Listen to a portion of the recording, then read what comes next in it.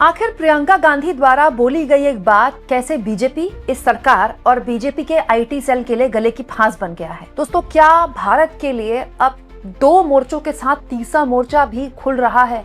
एक बहुत ही ज्यादा चिंताजनक खबर है दोस्तों, और ये खबर इसलिए भी आपको बताने की जरूरत है क्योंकि ये हर भारतीय को इफेक्ट करती है। अब तक हमारे लिए दो मोर्चों पे हमें एक तरह से अपने टो पर खड़ा होना था। एक पाकिस्तानी मोर्चा जो हमारा पड़ोसी है, एक चीन। लेकिन बांग्लादेश में जिस तरह के हालात पनप रहे हैं, इस बीच एक डर हर भारतीय के मन में पैदा होना जाहिर तौर पर होगा कि क्या अब एक तीसरा मोर्चा भी भारत के खिलाफ खड़ा हो रहा है, वो भी बिल्कुल सीमा से लगता हुआ। इस बीच प्रियंका गांधी का एक बयान क्यों इस सरकार के लिए गले की फांस बन गया है, और उस बयान के जरिए विपक्ष सरकार से सवाल पूछ रहा है कि वो पार्टी जिसने पिछले 11 सालों में हिंदू खतरे में है, हिंदुओं पर अत्याचार और मुस्लिम तुष्टीकरण के नाम पर पूरी पॉलिटिक्स की, हर राज्य में घूम घूम कर बताया गया कि हिंदुओं की आबादी कम हो रही है, घुसपैठिए घुस गए हैं, हिंदू खतरे में हैं, हिंदुओं पर अत्याचार हो रहा है। जहां वाकई में अत्याचार हो रहा है, वो पार्टी इस पूरे मामले में चुप क्यों है? सब कुछ मैं आपको तफसील से बिल्कुल आसान भाषा में समझाती हूँ।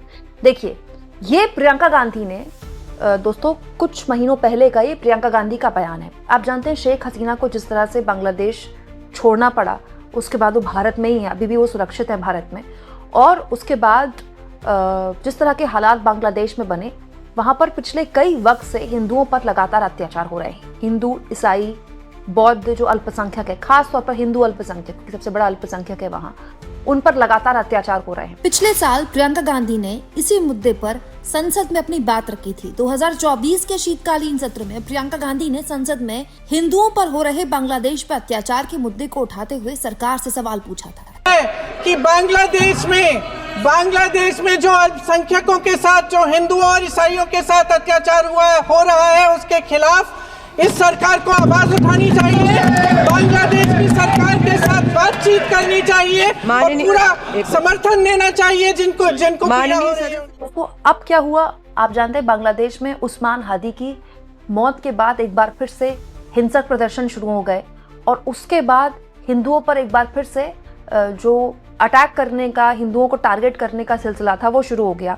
हिंदू युवक दीपू दास चंद्र को जिस तरह से निर्मम तरीके से भीड़ ने उनकी लिंचिंग की, उनको मारा, और वो वीडियो विचलित करने वाली थी जिस तरह से उनकी हत्या की गई। उसके बाद अब विपक्ष सवाल पूछ रहा है कि जहां एक्चुअली में हिंदू खतरे में है, वहां पर बीजेपी क्यों चुप बैठी हुई है? प्रियंका गांधी का ये वीडियो शेयर करके सुप्रिया सुनीत ने कहा है, बांग्लादेश में हिंदू युवक दीपू चंद्र दास की भीड़ ने नृशंस की हत्या की, लेकिन मोदी सरकार ने चू नहीं की। बांग्लादेश में हिंदू, ईसाई, बौद्ध अल्पसंख्यकों के खिलाफ बढ़ती हिंसा पर मोदी सरकार का चुप रहना खतरनाक है। हम लगातार ये मुद्दा उठा रहे हैं, पर मोदी जी की ओर से सुई टपक सन्नाटा है। बात केवल मोदी की नहीं है दोस्तों, पूरी की पूरी बीजेपी चुप है, पूरी की पूरी सरकार चुप है। हालांकि बांग्लादेश की तरफ से एक झूठा प्रोपेगेंडा फैलाया गया था जिसका खंडन भारत सरकार ने, विदेश मंत्रालय ने कर दिया है। हुआ क्या दोस्तों कि भारत में जो उच्चायोग है बांग्लादेश का, उसके बाहर कुछ लोग प्रदर्शन करने के लिए पहुंचे, तो इसको लेकर बांग्लादेश के विदेश मंत्रालय ने कह दिया कि बांग्लादेश का जो उच्चायोग है, जो भारत में है, वहां पर अनुचित घटना हुई है, उस पर खेद प्रकट कर दिया और उसको स्वीकारा नहीं जा सकता है। जबकि वो एक बहुत ही शांतिपूर्ण प्रदर्शन था, और ये जो शांतिपूर्ण प्रदर्शन था, इसको लेकर बकायदा हमारे विदेश मंत्रालय की तरफ से औपचारिक बयान भी आ गया। देखिए, लिखित बयान आया है बकायदा, जिसमें बताया गया है कि ये जो लोग यहाँ पर इकट्ठा हुए थे 20 दिसंबर को, ये 20-25 युवा इकट्ठा थे, और यहाँ पर ये दीपू चंद्र दास की जो जघन्य हत्या हुई, हिंदू युवा की हत्या हुई वहां पर, उसके विरोध में यहाँ पर शांतिपूर्ण तरीके से प्रदर्शन करने आए थे, जो कि एक बहुत सामान्य बात है लोकतांत्रिक देश में।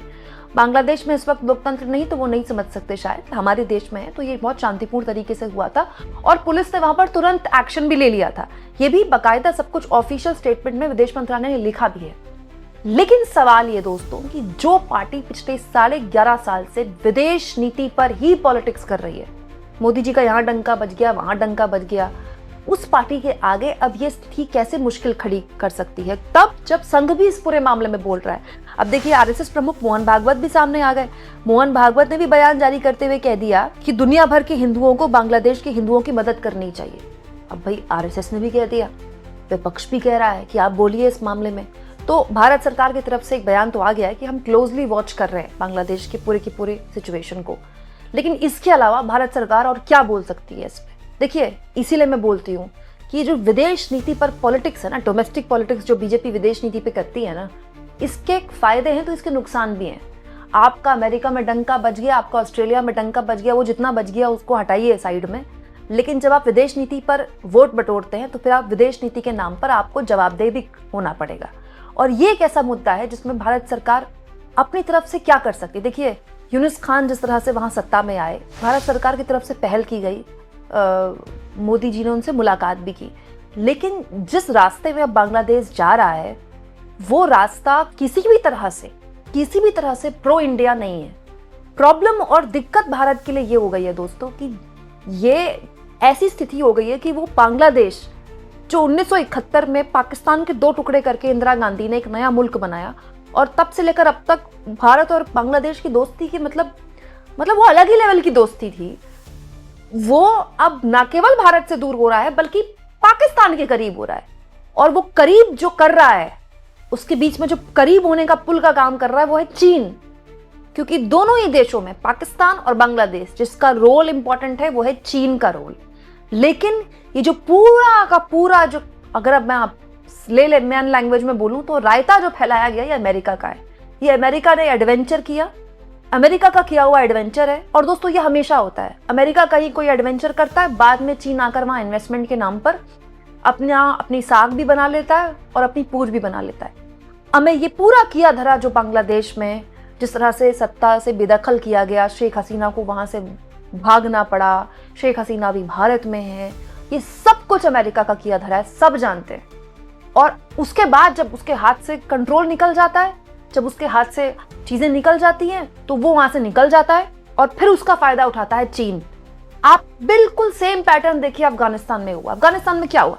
अमेरिका ने जो मेस क्रिएट किया 20 साल में, किस तरह का मेस क्रिएट किया अफगानिस्तान में, और अंत में क्या हुआ? जिस तालिबान के खिलाफ अमेरिका ने 20 साल लड़ाई लड़ी, उसी तालिबान को सत्ता सौंपकर वहां से भाग गए रातों रात। ऐसे भागे जैसे अगले दिन रुकेंगे तो पता नहीं क्या हो जाएगा, भाग गए वहां से अमेरिका वाले। और क्या हुआ? अब चीन पहुंच गया वहां इन्वेस्टमेंट लेकर। यही अब बांग्लादेश में हो रहा है, और ये किसी भी हाल में भारत के लिए ठीक नहीं है। मतलब भारत के लिए ये एक ऐसा मोर्चा है जो भारत सरकार कभी नहीं चाहेगी कि खुले, लेकिन अभी वहां जो स्थितियां हैं उसमें बात भी किससे की जाए, ये भी अपने आप में बड़ा जाहिर सी बात है। ये एक पशोपेश वाली स्थिति है भारत सरकार के लिए। मैं बिल्कुल, अगर मैं कहूँ कि प्रधानमंत्री मोदी को इस मामले में बोलना चाहिए, बयान देना चाहिए, विदेश मंत्री को बोलना चाहिए, तो बोलने के लिए मैं बोल सकती हूँ। मैं विपक्ष की नेता नहीं हूँ, लेकिन क्योंकि दोस्तों मैं तार्किक बात करती हूँ, मैं एक पत्रकार हूँ, मैं कोई विपक्ष की नेता नहीं हूँ। मेरा काम आरोप प्रत्यारोप करना नहीं है। भारत सरकार एक बहुत सेंसिटिव इशू को डील कर रही है, और इस वक्त किसी भी तरह का कोई बयान देना किसी भी तरह से चीजें खराब कर सकता है, ना केवल भारत और बांग्लादेश के रिश्तों को लेकर बल्कि वहां रह रहे हिंदू अल्पसंख्यकों के लिए भी। लेकिन आप देखिए कि ये कितना अजीबोगरीब मामला है कि वो बीजेपी जिसने पिछले 11 साल में पूरे देश में ये बताया कि हिंदू खतरे में, जहां हिंदू एक्चुअली खतरे में, वहां कुछ नहीं बोल पा रही। इसीलिए दोस्तों इस देश के इतने पॉपुलर बड़े बड़े लोकप्रिय राजनेता रहे, और खास तौर पर विदेश नीति में उनकी बहुत गहरी पकड़ रही। खैर, नेहरू तो जब बोलते थे तो पूरी दुनिया उनको सुनती थी, विदेश नीति को लेकर तो उनकी बहुत ही जबरदस्त पकड़ थी। डॉक्टर मनमोहन सिंह की भी विदेश नीति को लेकर बहुत जबरदस्त पकड़ थी। कभी भी इन बड़े नेताओं ने, इनफैक्ट वाजपेयी को लेकर भी, मुझे लगता है वाजपेयी की एक दूरदर्शिता थी कि उन्होंने उस वक्त ये समझ लिया कि अमेरिका और भारत को अब करीब आना चाहिए, और उनके रिजीम के दौरान ये मतलब जो भारत और अमेरिका के बीच की करीबियां, बड़ी रिश्ते बहुत अच्छे हुए, ये उनके रिजीम के दौरान हुए। उसको मनमोहन सिंह ने आगे बढ़ाया। लेकिन मैंने एक चीज इन सब नेताओं में नोटिस की है दोस्तों, आप भी देखिएगा, कभी भी इन नेताओं ने ना विदेश नीति के नाम पे पॉलिटिक्स नहीं की। देखिए, विदेश नीति के नाम पर आपको वोट मिल जाए अलग बात है। भाई, इंदिरा गांधी ने पाकिस्तान के 2 टुकड़े कर दिए, वो आयरन लेडी बोल दी गई, दुर्गा बोला गया उनको, वो अलग चीज है। लेकिन हर चुनाव में विदेश में डंका बज गया, विदेश में मोदी, विदेश में ये, विदेश में वो। लेकिन फिर जब आप विदेश से ऐसी कोई खबर आएगी जो पार्टी को सूट नहीं करती, वो पार्टी जिसकी सरकार सत्ता में है, फिर आपको उसका खामियाजा भी झेलना पड़ेगा। ये जो बांग्लादेश में हो रहा है ना, बीजेपी अब उसी का खामियाजा झेल रही है जो पिछले 11 सालों से वो देश के अंदर कर रही है। तो ये एक सबक भी है बीजेपी के लिए कि विदेश नीति के नाम पर कभी भी डोमेस्टिक पॉलिटिक्स में वोट बटोरने का खेल नहीं होना चाहिए। क्यों? क्योंकि अब जो बांग्लादेश में हो रहा है और इस पर बीजेपी की चुप्पी, ये भी उसको पॉलिटिकली नुकसान ही पहुंचाएगा।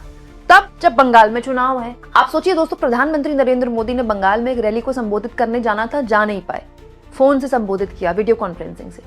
उस रैली में मोदी घुसपैठिए का मुद्दा उठा रहे थे। बताइए, बंगाल में चुनाव है और प्रधानमंत्री घुसपैठिए का मुद्दा उठा रहे हैं, जबकि बांग्लादेश में खुलेआम हिंदुओं के खिलाफ हिंसा हो रही है। तो ये बंगाल का आदमी भी देख रहा है, देश का आदमी भी देख रहा है, बहुत कुछ समझ भी रहा है इसके पीछे। तो पॉलिटिक्स ऐसा थोड़ी है कि आप नैरेटिव सेट करेंगे उसी में पॉलिटिक्स होती रहेगी। नैरेटिव्स आसपास जो चीजें हो रही है उसको भी आत्मसात कर रहा है ना जनता सोशल मीडिया के जरिए।